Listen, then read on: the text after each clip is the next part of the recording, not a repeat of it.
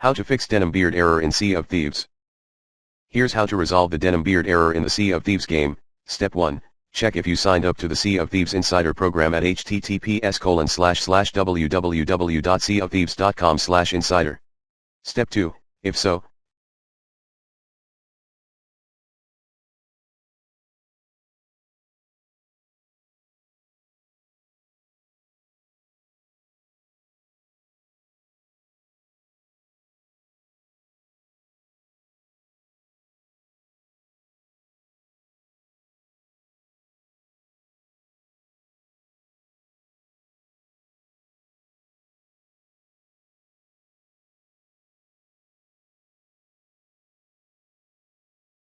whether you had been removed from the old Pioneer program or the new Insider program, for breaking the SOT's terms and conditions agreed to when you signed up.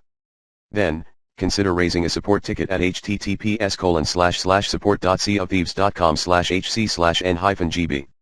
Plan B, create a new ID in the Sea of Thieves game.